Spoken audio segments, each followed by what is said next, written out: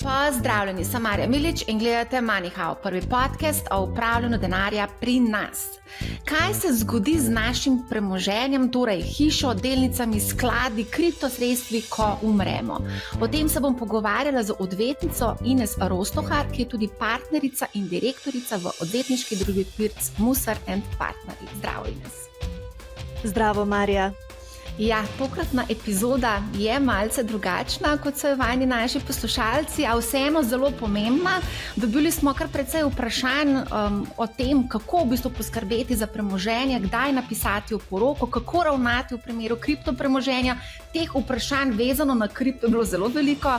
Kdo vse ima naše podatke o premoženju, kako podariti delnice otrokom in tako dalje. Predlagam, da se kar lotiva nekako sistematično, če bomo lahko se teh vprašanj. Greva kar takoj na začetku. Smrt načeloma preseneti svojce, svojci so potem posledično tudi v šoku. Kakšni so tisti prvi koraki ob smrti bližnjega, kaj moramo storiti, koga vse moramo obvestiti o tem, kako vse skupaj poteka? Ja, Marja, res je, smrt v bistvu že sama po sebi zelo neljub, čustveno naporen dogodek, tako da k sreči vsi nadaljni koraki pri nas potekajo povsem avtomatizirano, tako da ni nekih posebnih procesnih pravil. Res je, da takoj ob smrti je treba smrt seveda prijaviti na upravni enoti. V praksi več ali manj že pogrebni zavodi, ki se s to tematiko ukvarjajo, poskrbijo za te prve prijave, potem pa avtomatično poteka naprej. Matičar, ki je na upravni enoti, poskrbi za vabilo svojcev, to se pravi predvsem oseb, ki so z zapustnikom živele, otrok, zakonca, zunajzakonskega partnerja, jih povabi na sestavo smrtovnice, to se pravi tistega dokumenta o prvih podatkih o zapustniku, o potencialnih dedičih, pa seveda tudi o obsegu premoženja. Večkrat se recimo v praksi srečamo z vprašanjem, kaj narediti z bankami, kaj narediti z vrednostnimi papirji, to se pravi s premoženjem, ki naj bi predstavljalo obseg zapuščine po pokojnem. In seveda banke pa tudi klirinško-depotne družbe nimajo neke uradne poti, to se pravi po uradni dolžnosti ne prejmejo podatkov o smrti njihovih komitentov, tako da jih je treba o tem obvestiti. Takrat, kadar so seveda razmerja med potencialnimi dediči ustrezna, bom rekla korektna, da se ne nakazuje na noben konflikt, takrat ni treba k ničemur hiteti. Pravzaprav se takrat lahko počaka samo na zapuščinsko obravnavo. Res pa je, da žal v praksi velikokrat pride pa do konfliktnih razmerij, ko se že nakazujejo v eno ali v drugo smer, takrat je pa prav, da katerikoli od svojcev recimo obvesti banko o smrti, predloži tam smrtovnico ali pa izpis iz knjige umrlih, zato da banka prepove kakršnokoli razpolaganje sredstvi na transakcijskem računu. Da ne bi slučajno kdo izmed dedičev, kdo izmed tretjih oseb, ki so bile morebiti predčasno pooblaščene za razpolaganje na tem računu, česarkoli odsvojil. Takrat potem banka to, bom rekla, zablokira in čaka na pravnomočen sklep o dedovanju, ki pove, kdo od dedičev in v kakšnem znesku, v kakšnem deležu lahko prevzame tisto premoženje na transakcijskem računu. Predvidevam, da je podobno tudi pri borzno-posredniških računih. Kaj pa v primeru, da je tuja borzno-posredniška družba oziroma tuja kriptomenjalnica? Kako pa je v tem primeru? Ja, pri nas vedno pravimo, da premoženje, s katerim razpolagamo v Sloveniji, ni takšne težave, ker imamo centralizirane baze, ker se točno ve, kam podati poizvedbe. Recimo, velikokrat je situacija, ko svojci, še posebej, če to niso prav bližnji svojci, niti ne vejo, s kakšnim premoženjem je upravljal zapustnik, ne vejo, ali je imel denar, nepremičnine, premičnine, kriptovalute in zato morajo praviti ustrezne poizvedbe. O nepremičninah poizvedbo pri geodetski upravi, o transakcijskih računih in o deležih v družbah pri AJPES-u, o recimo motornih vozilih pri upravnih enotah, o vrednostnih papirjih pri klirinško-depotni družbi. Kar se pa tiče tujih naložb ali pa kriptovalut, tukaj pridemo pa do težave. Do težave, kar se tiče predvsem iz tega vidika, ker jih je težko identificirati. Če imajo potencialni dediči podatke o tem, kje te naložbe so, kje te vrednostni papirji so, potem ni težave tudi, če so v tujini, se tudi v tujini lahko te tuje družbe, borzno-posredniške, notificira, se jim pove, da je prišlo do smrti, se jim predloži neko potrdilo o tem, to se pravi smrtovnico, recimo to je najlažje dobiti, in potem te družbe postopajo enako kot slovenske, recimo slovenske banke ali pa slovenski KDD.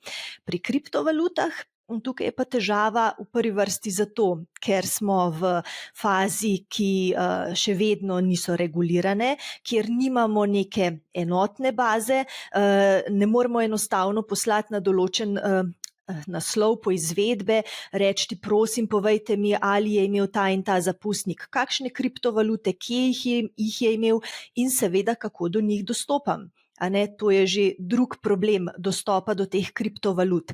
Precej se srečujemo z razpravami, ker kriptosvet za dedovanje predstavlja veliko težavo. Še vedno so v igri neke, bom rekla, tako imenovane pametne pogodbe, s katerimi se vnaprej uredijo ta vprašanja, ampak moramo biti tukaj zelo pazljivi. V prvi vrsti zato, ker je najbolj pametno, da takšno premoženje, to premoženje je seveda lahko zelo obsežno, uredimo za časa življenja. To temelji na seveda hudem zaupanju, razmerja med svojci in zapustnikom se lahko porušijo iz danes na jutri. Zato večkrat predlagamo, da recimo se takšna premoženja, kriptovalute vključijo v oporoke, kjer se v oporoki zelo dobro definira, potem se pa pripravi nek ločen dokument izven oporoke, ki se hrani hkrati z oporoko, kjer so pa navodila o prevzemu, o zasebnih ključih, geslih in teh zadevah, kako lahko potem svojci do tega seveda sploh dostopajo. Recimo v zadnjem času se srečujemo z raznimi medijskimi objavami umorov kriptomilijonarjev in tako naprej in tam se vedno pojavi klasično vprašanje, kaj bo z njihovim premoženjem, ali je bil namen takšnega dejanja ravno v tem, da se prepreči razpolaganje s temi kriptovalutami, ker smo v popolnoma, bom rekla, anonimnem svetu.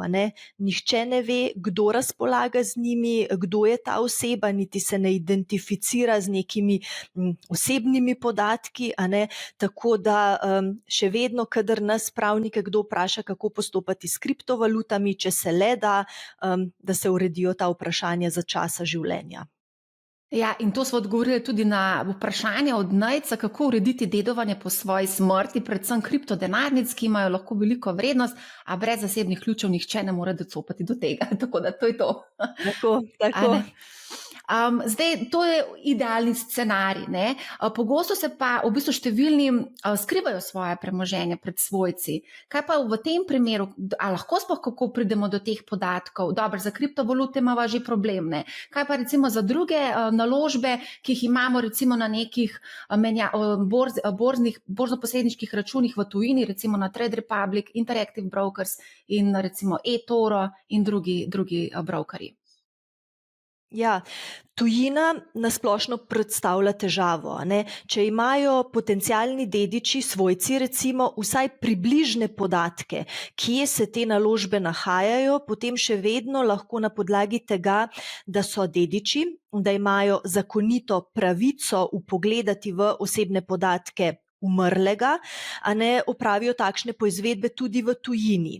Če pa seveda nimajo teh podatkov, dostikrat se to tudi zgodi, pa ne samo v primeru nekih naložb, recimo problematični so že transakcijski računi izven Evropske unije. Evropska unija ima pravilo, da države prijavijo transakcijske račune slovenskemu AJPES-u, tukaj ni težav, če gre pa za kakšne bolj eksotične destinacije, potem pa se seveda ta sled izgubi. In dostikrat v praksi pride do situacije, ko določeno premoženje propade, ker dediči ga enostavno ne najdejo.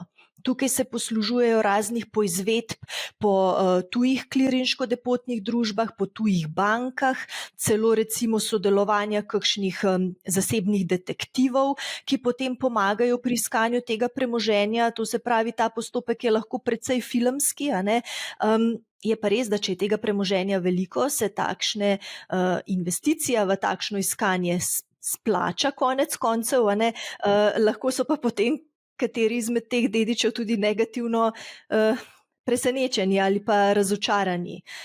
Tako da skrivanje premoženja je velik problem, še posebej, kadar gre za tujino. Koliko pa je teh primerov recimo v praksi, da se skriva premoženje? Moram reči, da pri nas recimo so težave predvsem v primeru nekih zakonskih zvez ali pa zunaj zakonskih skupnosti, ki mogoče same po sebi niso najbolj idealne, in se skrivanje premoženja pojavi ne samo v primeru dedovanja, ampak tudi v primeru ločitev. V praksi se sem in tja srečujemo s kakšno tako situacijo, res pa je, da je Evropska unija, bom rekla, precej izboljšala to stanje, ker tukaj je pa precej velika transparentnost na srečo in je težko skriti premoženje na ta način. Še vedno pa obstajajo tudi znotraj Slovenije določeni mehanizmi, recimo prepis premoženja na kakšne tretje osebe, ko je potem tudi s poizvedbami recimo pri geodetski upravi ali pa s poizvedbami pri KDD-ju preko imena in priimka željene osebe nemogoče priti do premoženja, katerega, bom rekla, zadnji ali pa dejanski lastnik je ta oseba. Prepisujejo premoženje na recimo ali na svojce ali na tretje osebe in potem včasih človek res mora biti precej iznajdljiv, da poišče tisto, kar dejansko ga zanima. Zanimivo. A se lahko obrneš recimo na finančno upravo, da bi dobil informacije, ker iz finančne uprave so nam sporočili, da v bistvu na podlagi avtomatične izmenjave informacij o finančnih računih v tujini prejmejo vsako leto podatke o obrestih, dividendah in tako dalje. Je to tudi ena rešitev? FURS pri nas, bom rekla, da je že skoraj, da ima policijska pooblastila, to se pravi, ima veliko pristojnosti. Edina težava je, da do teh podatkov lahko pridemo v trenutku, ko imamo nek, bom rekla, zakonit interes. To se pravi, ko smo dediči, ko se izkažemo z nekim vabilom na zapuščinsko obravnavo. To se pravi, ko imamo neko dokazilo, da smo res oseba, ki je potencialno upravičena do teh podatkov, in takrat FURS seveda je tudi na razpolago.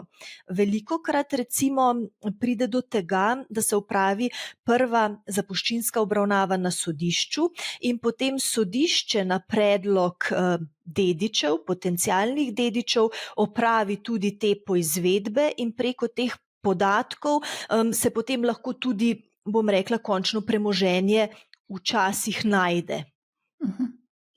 Prej sem omenila, da je smiselno v določenih primerih napisati oporoko za čas življenja. Koliko je recimo teh primerov, da dejansko se to uredi še za čas življenja? Ja, vsakič, ko zapustnik želi, da se deduje po njem na drugačen način, kot ga predvideva zakon, to se pravi, ko se ne strinja s tem, da bi dedovali po njem tiste osebe, ki so po zakonu predvidene, recimo v prvem dednem redu v prvi vrsti so to otroci in pa zakonec oziroma zunajzakonski partner. Če zapustnik želi, da se deduje drugače, potem je smiselno napisati seveda oporoko. Oporoka, moram reči, da se pogosto srečujemo s pisanjem oporok. Pa ne samo oporok, tudi drugih dednih pogodb. Pri oporoki se je treba zavedati, da z oporoko se ne moremo ogniti nujnemu deležu. To se pravi, tudi če napišemo oporoko, določeni dediči, ki so po zakonu opredeljeni kot nujni dediči, to so recimo otroci, zakonec, zunajzakonski partner, so upravičeni do nujnega deleža. In vračanje teh oporočnih razpolaganj nazaj v zapuščino, zato da se te nujni deleži napolnijo, je lahko skrajno neugodno. Je pa res, da z oporoko se da določiti tudi ne samo prvega dediča, ampak recimo tudi dediča namesto tega dediča, če ta prvi dedič umre hkrati z zapustnikom ali pred zapustnikom, to je tudi ena taka, bom rekla, pametna zadeva. In pa seveda pozitivna stvar oporoke je, da jo človek lahko kadarkoli spremeni.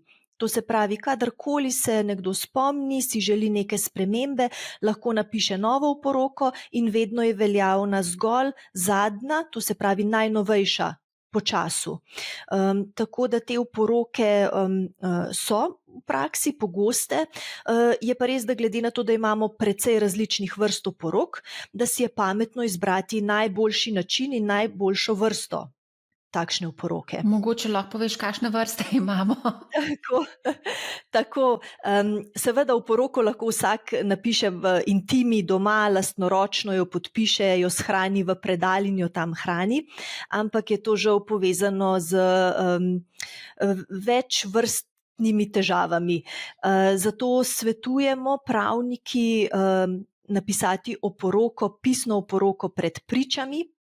To se pravi oporoko, ki se seveda sestavi po volji, po željah zapustnika, napišejo lahko kdorkoli, čeprav seveda priporočamo, da jo napiše nekdo, ki ima vsaj neko okvirno pravno znanje, pa ne iz drugega razloga kot zato, da premoženje, ki je predmet dedovanja, ustrezno opredeli, da torej napiše recimo, pri katerih bankah so transakcijski računi odprti, da dobro identificira nepremičnine, ki so predmet dedovanja, to se pravi opredeli hišo ali stanovanje z zemljiškoknjižnimi podatki, z ID znakom, parcelno številko, katastrsko občino in tako naprej. In pa seveda, da zapustnik takšno oporoko prebere na glas pred dvema popolnoma objektivnima pričama. Tukaj se izognemo več težavam. Prva težava je ta, da bodo te priče v primeru kakršnega koli naknadnega spora lahko potrdile, da je bil zapustnik pri polni zavesti, da je bil torej razsoden, da ni bil pod vplivom sile, grožnje ali kaj takšnega. Druga težava, ki se ji izognemo, je pa ta, da takšno oporoko lahko notificiramo pri Notarski zbornici Slovenije, ki jo vpiše v poseben register oporok. In zapuščinsko sodišče, ko razpiše zapuščinsko obravnavo, najprej povpraša na Notarsko zbornico, ali je ta in ta zapustnik napisal oporoko in kje se ta oporoka hrani. Zato ne pride do kakšnih odtujevanj, kakšnih uničenj oporoke, ker nekako žal ne vemo, kdo bo prva oseba, ki bo vstopila v nek bivalni prostor zapustnika, ki bo morebiti našla oporoko in ki se morda s to oporoko ne bo strinjala. In na ta način, da to hranimo, velikokrat hranimo takšne oporoke, bodisi v notarskih pisarnah, bodisi v odvetniških pisarnah, v posebnih sefih, potem takšnih težav ni. Tako da je pisna oporoka pred pričami tista, ki je najbolj varna. Wow, tole se sliši kar filmsko v smislu, da nekdo pride v stanovanje, najde oporoko in potem Pri kateri starosti pa recimo smiselno skleniti oporoko ali pa sploh razmišljati o tem? Mi smo zdaj že v teh letih, da mogoče je smiselno razmisliti tudi o tem. Ja, jaz vedno tako rečem, neke absolutne starosti, kjer je to priporočljivo, ni. Lahko gre človek danes po cesti ga zbije avto in je to, a ne. Tako da, ko si morda ustvarimo neko premoženje, je smiselno razmišljati v tej smeri, še posebej zato, ker četudi si kasneje kadarkoli premislimo, enostavno napišemo novo oporoko, spremenimo svojo voljo, tako da ne bom rekla, da nikoli ni prezgodaj, a ne, ampak ko smo v neki odrasli dobi in imamo neko premoženje, a ne, takrat je smiselno razmišljati v tej smeri. Se pravi, če se ti odločiš napisati oporoko in jo daš v register oporok, kakšni stroški nastajajo v povezavi s tem? Ja, register oporok, to se pravi notarska zbornica ga vodi, računa za takšen vpis v register 41 evrov. In to je tudi edini strošek, ki nastane v zvezi s tem. Tudi kadar hranimo oporoke v sefih, zdaj verjetno so prakse različne, recimo v naši odvetniški pisarni, če takšno oporoko sestavimo, tudi za shranjevanje v sefu ničesar ne računamo. To se pravi, nastane samo nek strošek priprave oporoke. Ta je pa seveda odvisen od obsega, a ne. Nekateri imajo veliko premoženja, veliko želja, veliko poddedičev, različne variante dedovanja, a ne, ampak načeloma oporoka ni prav dolg dokument, a ne, tako da se to v relativno kratkem času pripravi. In kako potem izgleda ta postopek z oporoko, kdo mora zapuščinskemu sodišču poslati to oporoko? Ja, v idealnih razmerah, to se pravi takrat, kadar je oporoka evidentirana pri notarski zbornici, takrat zapuščinsko sodišče najprej, ko prejme podatek o smrti, povpraša notarsko zbornico, ali imajo kakšno oporoko od zapustnika evidentirano v registru, in potem notarska zbornica pozove osebo ali družbo, ki ima shranjeno to oporoko. Recimo velikokrat dobimo pozive v pisarno, a ne, ta in ta je preminul, prosim pošljite oporoko v zapuščinski postopek na točno določeno sodišče, določeno pravilno številko, in to potem storimo. Takrat, kadar so pa oporoke hranjene doma, takrat seveda je vedno navodilo, da če kdo z oporoko razpolaga, jo mora sodišču predložiti. Ampak tako kot sem prej rekla, a ne, če si ti seveda dedič po oporoki, se strinjaš in si zadovoljen z obsegom, ki ga prejmeš po oporoki, potem seveda ni nobene težave. Ni pa nujno, da oporoka prvič pride v roke eni taki osebi, tako da velikokrat se v praksi srečujemo z vprašanjem, ko se na zapuščinski oporoki reče, ja, pa jaz sem pa vedela, da je recimo mama napisala oporoko, pa je ne najdem in tako naprej. Zato res svetujemo vpis v uradno evidenco, da se izognemo potem takšnim težavam. Ja, to je v bistvu kar ena taka velika odgovornost, zdaj, ko poslušam, ne, se pravi, že za časa življenja v bistvu moramo biti odgovorni do svojega premoženja in do tega, komu ga bomo potem seveda dali oziroma kdo bo potem podedoval naše premoženje. Se mi zdi, da je to kar ena taka velika odgovornost, ne? Ja, mislim, da je to res velika odgovornost, zato ker ne samo, da poskrbimo, a ne, da naše premoženje res prejme tisti, za katerega si mi osebno želimo, da ga prejme, ampak v velikih primerih, vsaj v praksi se je tako izkazalo, s tem lahko preprečimo tudi številne konflikte, številne zaplete med svojci, vrsto let pravdanja, kregarije, stroškov, a ne, nič ni hujšega kot primer, ko se trije bratje med seboj na zapuščinski obravnavi tako hudo sprejo glede dedovanja, da nikoli več v življenju ne spregovorijo med seboj, a ne. In če bi vsak pri sebi, a ne, sprejel to odgovornost in rekel, jaz si pa želim to nekako urediti, ne, ali s zapisom oporoke, ali z zapisom kakšne izmed dednih pogodb, a ne, s katerimi so seveda svojci lahko seznanjeni, se z njimi strinjajo, a ne, bi bilo potem precej manj takšnih dolgotrajnih, psihično napornih in tudi zelo dragih sodnih postopkov. Koliko časa pa trajajo ti postopki, če lahko neko povprečno dolžino mogoče izpostaviš? Ja, zdaj v zapuščinskem postopku, to je tisti prvi postopek, do katerega pride po smrti, tam lahko pride do številnih ugovorov. To pravim zato, ker nekateri dediči se recimo ne strinjajo z veljavnostjo oporoke, nekateri se ne strinjajo s tem, kdo sploh je dedič. Naprimer, pred kratkim smo imeli en takšen primer, kjer se otroci iz prvega zakona niso strinjali, da je določena gospa resnično nova zunajzakonska partnerica zapustnika in so uveljavljali, da ona takšne zunajzakonske zveze ni imela in zato ni upravičena do dedovanja. In v vseh takšnih primerih so tisti dediči, ki želijo uveljaviti neko svojo pravico, strani zapuščinskega sodišča napoteni na pravdo. To se pravi, napoteni so, da morajo v ločenem postopku vložiti ločene tožbe, s katerimi dokazujejo svoj prav. Ti postopki trajajo do pravnomočnosti, ker se je treba zavedati, da tudi ko je sodba enkrat na prvi stopnji, se ena ali druga stran s to sodbo ne strinja, se lahko pritoži, kar pomeni, da še na višjem sodišču to traja, recimo od 5 do 7 let do pravnomočnosti, in šele ko je postopek pravnomočno končan, se zadeva vrne nazaj na zapuščinsko sodišče in se zapuščinski postopek nadaljuje.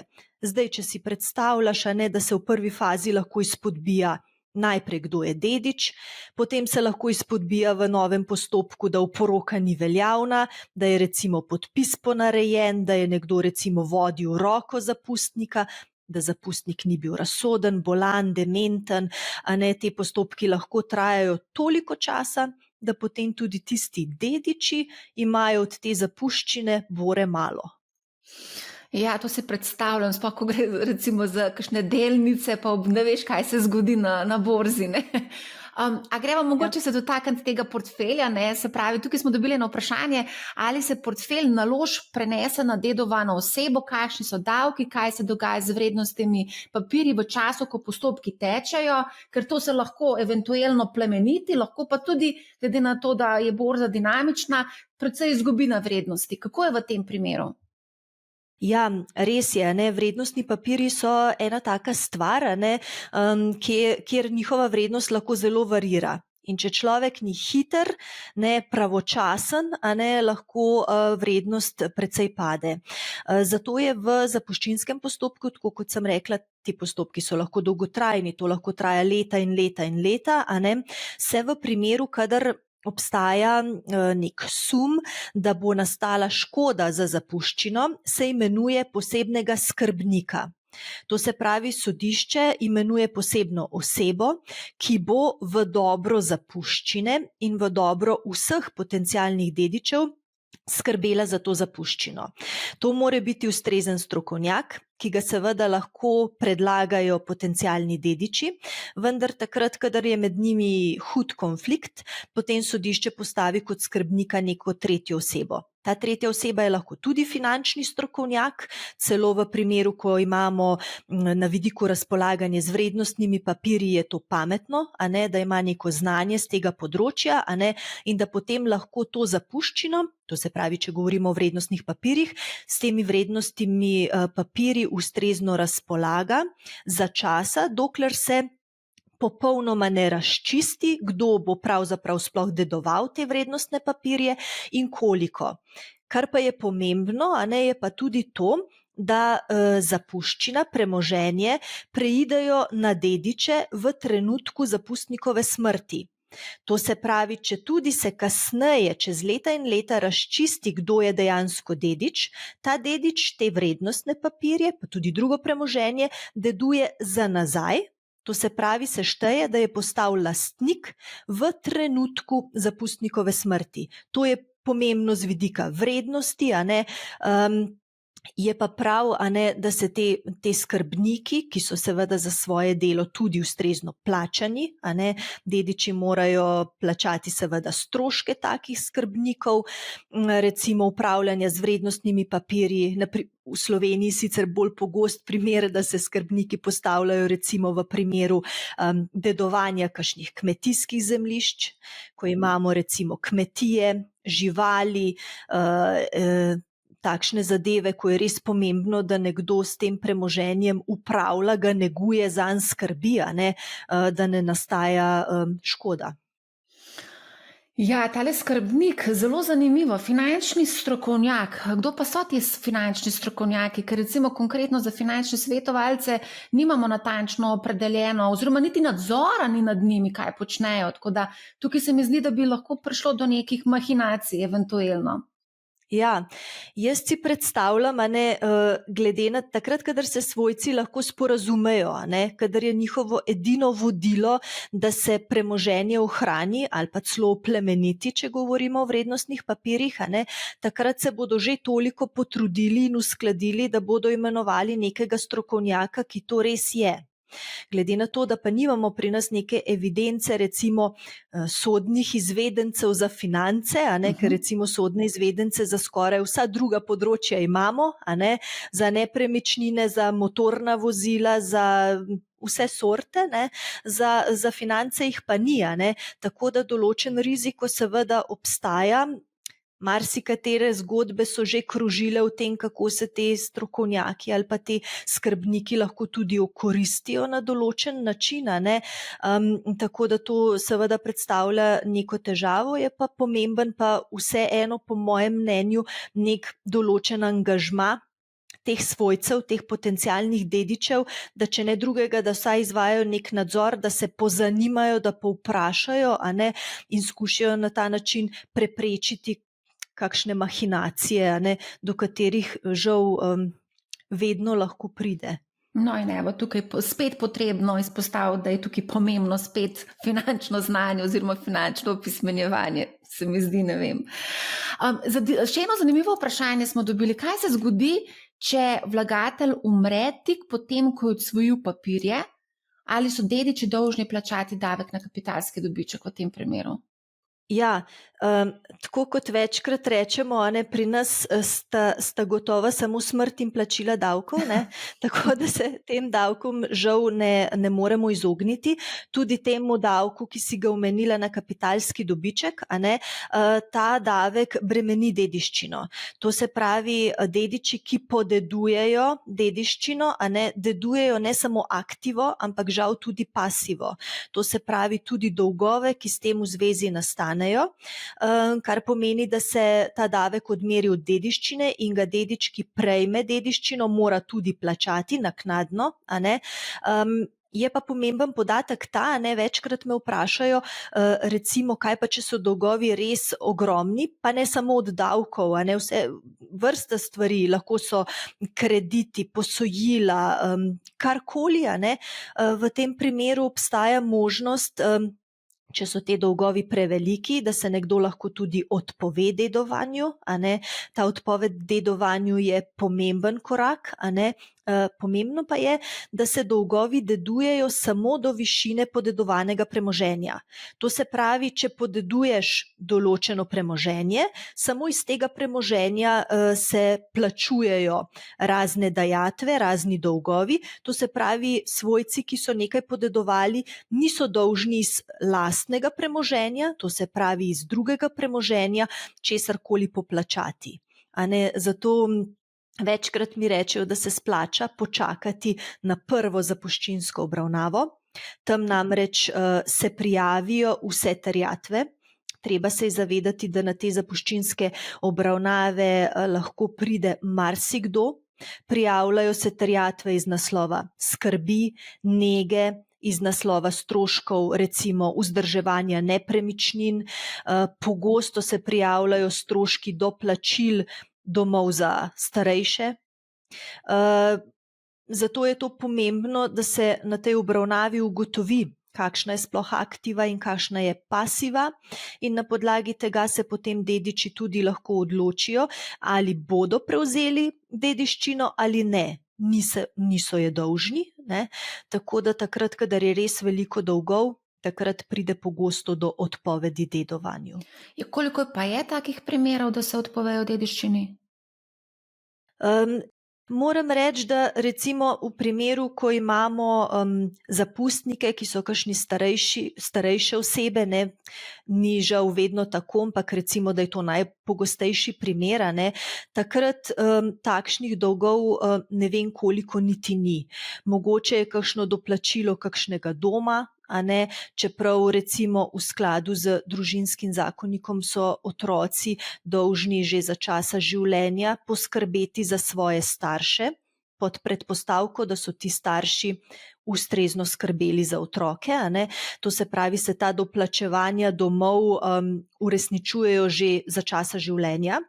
Res pa je, da večkrat pride do tega, ko recimo eden od svojcev doplačuje dom za zapustnika, ostali pa ne, recimo en sin doplačuje, ostali ne, in potem to svojo terjatev prijavi na zapuščinsko obravnavo in ostali dediči sorazmerni del, če se ne odpovejo dedovanju, seveda morajo povrniti.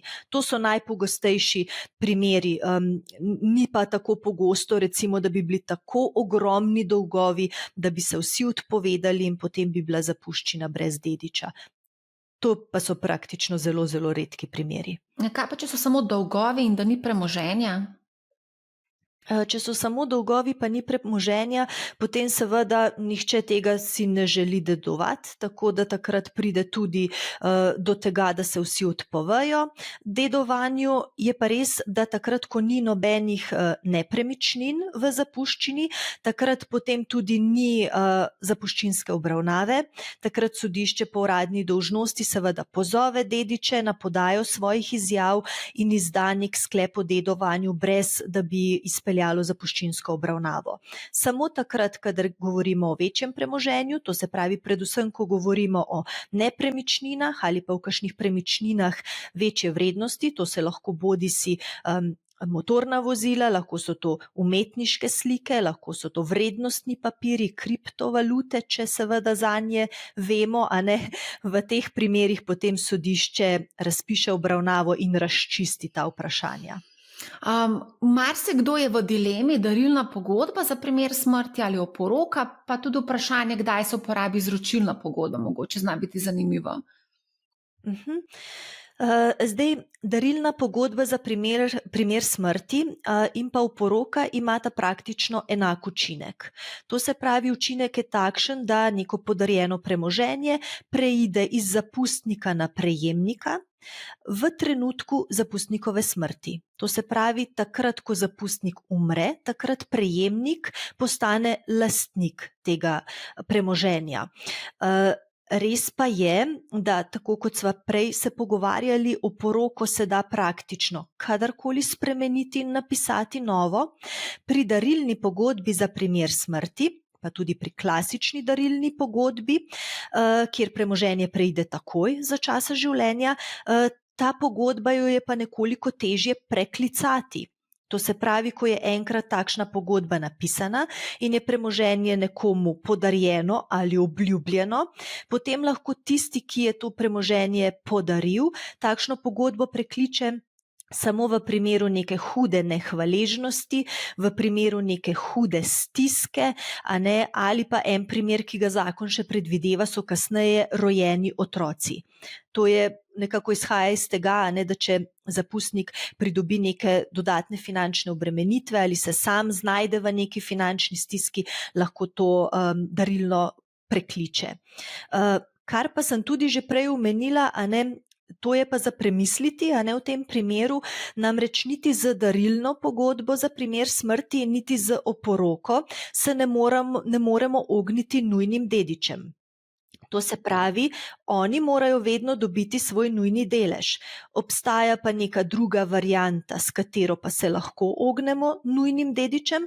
To so pa te dedne pogodbe, ki sva jih omenjali.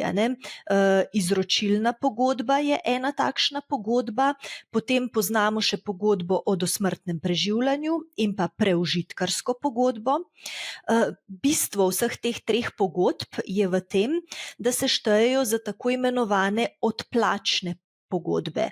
To se pravi, da tisti, ki nekaj prejmejo, lahko gre to za nepremičnine, najpogosteje v praksi so to nepremičnine, hiša, stanovanje, se zavežejo, da bodo v zameno zapustniku nekaj nudili.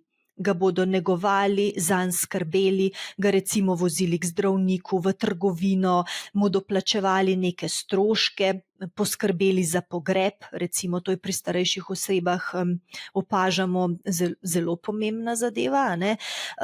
Zato bodo v zameno nekaj dali, kar pomeni, da jim nič ne bo podarjeno, ker bodo to oddelali, zato celotno to premoženje pripade njim in nihče, niti nujni dediči, na to premoženje ne morejo poseči.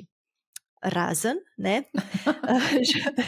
žal je vedno tako, če bi recimo te dediči želeli uveljavljati, da nekdo ni izpolnjeval teh svojih storitev, ki so bile zapisane v to pogodbo, takrat lahko uveljavlja izpodbijanje teh pogodb, kar je pa potem spet stvar dolgotrajnega, dragega, ločenega sodnega postopka. Ampak recimo v praksi najpogosteje predlagamo tako imenovano izročilno pogodbo, ki si jo omenila. To pa iz tega razloga, ker izročilno pogodbo lahko sestavimo samo v primeru, da se vsi dediči, namreč to je lahko s to pogodbo se lahko premoženje zapusti samo dedičem prvega dednega reda, to se pravi otrokom in pa zunajzakonskemu ali zakonskemu partnerju, vendar morajo biti vsi ti dediči s to pogodbo seznanjeni in se z njo tudi strinjati. To se pravi, morajo biti vključeni kot pogodbene stranke.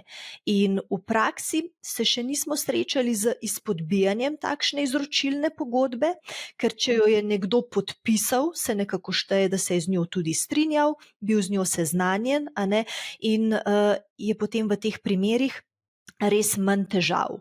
Je pa prav, da so te pogodbe, vse tri, ki sem jih omenila, napisane na način, da je varen tako zapustnik na eni strani, kot tudi dediči na drugi strani, ker se je treba zavedati recimo pri preužitkarski pogodbi in pri izročilni pogodbi premoženje preide takoj. To se pravi, zapustnik recimo svojo hišo prenese na prevzemnika, kar pomeni, da zapustnik sam ni več lastnik te nepremičnine. Če gre za nepremičnino, v kateri ta zapustnik recimo živi, je potem smiselno vključiti dodatno varovalko, užitek stanovanja, pravico, da do smrti to stanovanje tudi uživa. In pa tudi v obratnem primeru, ko govorimo recimo o pogodbi o dosmrtnem preživljanju, po tej pogodbi pa premoženje preide v last prevzemnika šele v trenutku, ko zapustnik umre.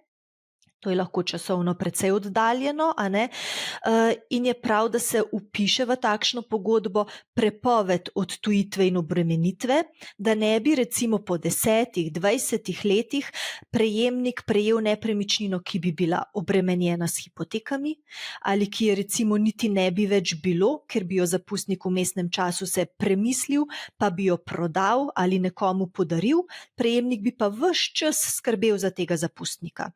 Tako da je pametno razmisliti, kakšna vsebina teh pogodb odgovarja v konkretnem primeru, se morajo pa vse tri pogodbe pa zapisati v obliki notarskega zapisa, kar pomeni, da jih mora na koncu potrditi notar.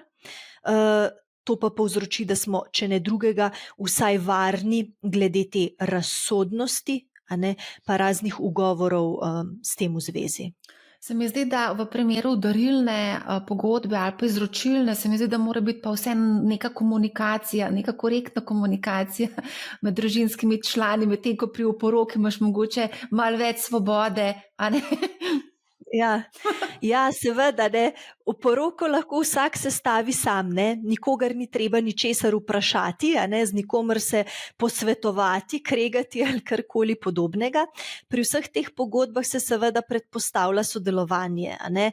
Zdaj, pri izročilni pogodbi sodelovanje vseh, ne, vseh svojcev v prvem dednem redu, ostale pogodbe so pa tako, ne, recimo pogodba o dosmrtnem preživljanju ni tako redka situacija, ne, ko jo zapustnik reče recimo enemu od svojcev bom tole zapustil, z njim podpiše to pogodbo, ta pogodba v zemljiški knjigi ni vidna do smrti, ne, razen v primeru, če je vpisana prepoved odtujitve in obremenitve, kar pa ni obvezno, in potem pride do zapuščinske obravnave, pridejo ostali dediči, ki se recimo, ne vem, nadejajo, da bodo dedovali določen delež lepe velike hiše, v katerem je zapustnik živel, potem pa ugotovijo, da te hiše ni več med zapuščino, ker je bila ta hiša že odsvojena, recimo s pogodbo o dosmrtnem preživljanju. Takrat je pa to šok.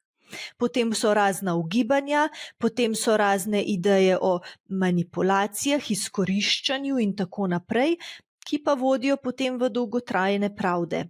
Tako da v idealnem svetu, a ne v idealnih razmerah, bi seveda to bil pogovor za eno mizo z vsemi potencialnimi dediči, ampak žal v praksi, a ne, so pa stvari drugačne. Ja. Si predstavljam, da so precej drugačne. A lahko mogoče se dotakneva še davkov, kako je v primeru poroke, darilne pogodbe oziroma odplačanega prenosa? Pri nas imamo v primeru daril in v primeru dedovanja, to se pravi bodisi na podlagi oporoke ali na podlagi zakona, takrat, kadar ni oporoke, potem zakon pove, kdo bo dedoval in kakšen delež, a ne. Imamo zakon o davkih na dediščino in darila, ki določa, da so davkov oproščene osebe, ki dedujejo v prvem dednem redu. To se pravi otrokom, zakoncu, zunajzakonskemu partnerju in pa z njimi so izenačeni tudi zeti in snahe.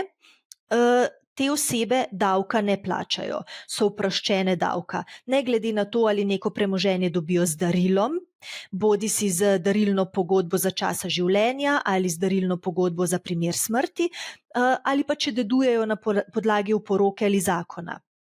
Bolj, ko so dediči oddaljeni, ne, drugi, tretji dedni red, višji so davki. Drugi dedni red, recimo, če zapustnik nima otrok, v drugem dednem redu deduje njegov zakonec ali zunajzakonski partner in njegovi starši. Te dedujejo po enakih delih, to se pravi oba starša eno polovico, zakonec ali zunajzakonski partner drugo polovico in davke je treba plačati. Zdaj, višina davkov je odvisna od tega, v katerem dednem redu se deduje, bolj oddaljeno, ko je svojstvo, višji je procent davka in pa seveda višja, ko je vrednost zapuščine, višji je davek. V zakonu so posebne tabele, kjer se potem to preračunava po procentih, a ne, ampak žal razen teh najožjih svojcev v prvem dednem redu se vedno davek vzpostavi. Kar se pa tiče odplačnega prenosa, ne, ki si ga omenila, poleg darila in oporoke, odplačni prenos, to je pa prenos še za časa življenja, tam so pa žal klasični davki. Če prodajamo nepremičnino, je to davek na promet z nepremičninami, 2% od vrednosti, kapitalski dobiček enako. Mislim, da je po zadnjih idejah še vedno 25%, če se kaj ne bo spremenilo v bližnji prihodnosti. Tendence so, tako da tam so pa te klasični davki, ki jih je pa treba žal vedno plačati. Ja. Vsakdo. Res je, ja. Ja, in vsakič, ko pride nova vlada, se spomnim, da bomo mogoče pa spremenili te davke. Ampak dobro, to je druga debata. Eno zelo, zelo pogosto vprašanje, ki ga dobivamo na MoneyHow, je predvsem, kako urediti prenos recimo kupljenih nekih naložb, skladov, delnic na otroka, ko ta dopolni 18 let. Se pravi, starš danes kupuje za svojega otroka, ko ta dopolni 18 let, kako zdaj to urediti, ta prenos? Brez seveda davka, če to možno. Ja, prenos na otroka je prvi dedni red in je vedno prost davka. Tako da otroku davka ni treba plačati, kar je recimo zanimivo, če bi otrok podaril nekaj staršu, je pa že drugi dedni red, pa starš mora plačati davek, kar se mi zdi mogoče malo nelogično. Ampak veliko je nekih naložbenih skladov, veliko je nekih naložb, ki so prav namenjene tej vrsti varčevanja, to se pravi varčevanja za otroke, kjer so pogodbena določila takšna, da ko otrok dopolni 18 leto starosti, preko nekih avtomatiziranih poti ta sklad, te naložbe, ta vrednost, ki se do tedaj nabere, preide na otroka. To je pametno se pozanimati, mislim, da tako po izkušnjah, s katerimi se srečujemo v primeru dedovanja, je veliko ponudnikov, ki ponujajo takšne vrste naložb, prav za primer varčevanja za otroke. Če pa naložba ni takšne vrste, se pa še vedno lahko prenese najbolj praktično kot darilo, glede na to, da je prosto davka prenos takšnega darila iz starša na otroka.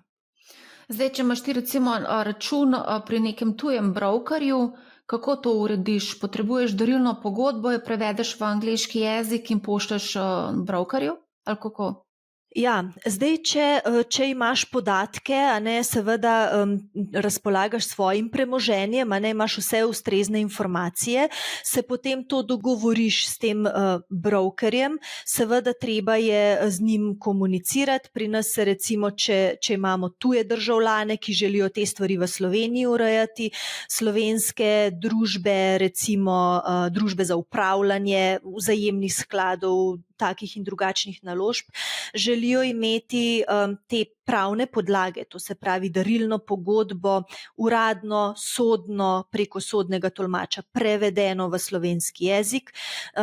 Seveda gre tudi kontra za druge države, in je to pravzaprav pogodbeni odnos. Odnos med tabo kot lastnikom premoženja in nekim tujim brokerjem, ki s tem premoženjem v tvojem imenu in po tvojem pooblastilu razpolaga. V primeru, ko pa pride do smrti, če bi recimo imeli neke naložbe, pa se zgodi smrt, takrat je pa treba uradno prevesti v prvi vrsti smrtovnico, zato da se tako premoženje zablokira, da z njim kakšna tretja oseba, ki morebiti sedaj ima pooblastila, ampak ne bo pa dedič, ne razpolaga.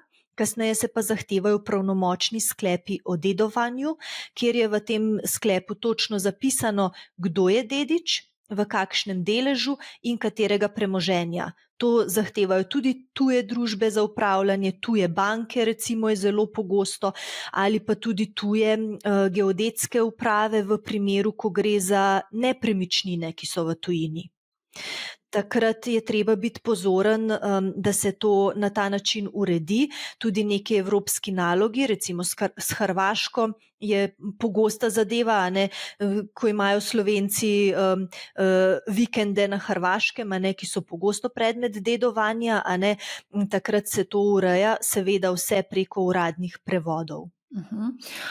Mogoče samo še eno vprašanje za konec, in sicer v primeru, kakšne so pravice ločene osebe v primeru, da partner umre? Se pravi, kakšne so pravice nekoga, ki je pač šel skozi ta postopek, partner je umrl, ex-partner je umrl, kakšne so v bistvu pravice te ločene osebe? Ja, pri nas je tako, da oseba mora biti bodisi v zakonski zvezi, bodisi v zunajzakonski zvezi v trenutku smrti. To se pravi, bivšim ločenim partnerjem ali bivšim zunajzakonskim partnerjem žal ne pripada nič. Ne moramo tako pesimistično zaključiti. Ja. Mogoče samo še za konec, kakšen, ne vem, nasvet poslušalcem Money How, večinoma so to mlajši moški, ki zelo radi investirajo. Ja, jaz bi tako rekla, mogoče je tisti nasvet, ki si ga že ti podala uvodoma, da je treba s svojim premoženjem ravnati odgovorno in je treba dobro razmisliti, komu in na kakšen način ga prepustiš.